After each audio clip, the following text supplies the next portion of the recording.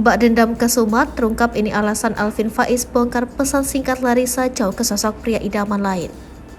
Resmi sudah berpisah atau resmi bercerai, hubungan Alvin Faiz dan Larissa Chow masih terus menjadi sorotan. Sebelumnya, Larissa Chow yang biasa berkomentar tentang mantan suaminya, kini Alvin Faiz yang membuat heboh publik.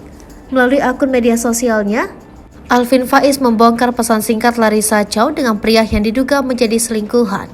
Alvin Faiz pun menguak isi pesan singkat Larissa Chow.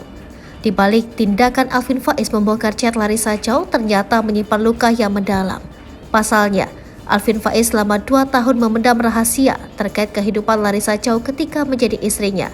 Lantas, Alvin Faiz merasa sudah cukup selama 2 tahun diam. Ia mengaku Alvin selama ini, Larissa Chow sudah keterlaluan menggiring opini tentangnya.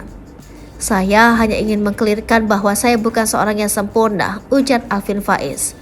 Saya juga hilaf, ada kesalahan dan sebaik-baiknya muslim yang menutupi aib sesamanya, sambungnya.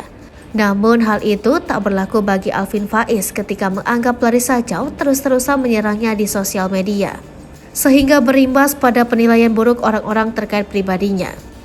Tapi ketika saya diserang duluan, dibuka aibnya. Hampir 2 tahun selalu di-framing dan diserang dia di media sosial, ungkapnya.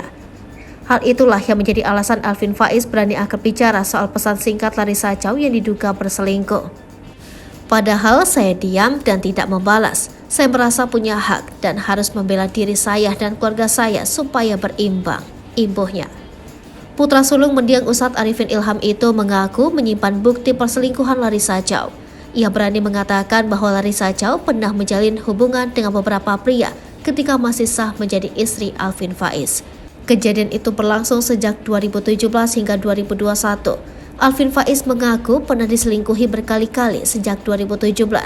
Dia juga mengalami posisi di mana dirinya merasa tak dihargai dan dihormati sebagai suami pada saat itu.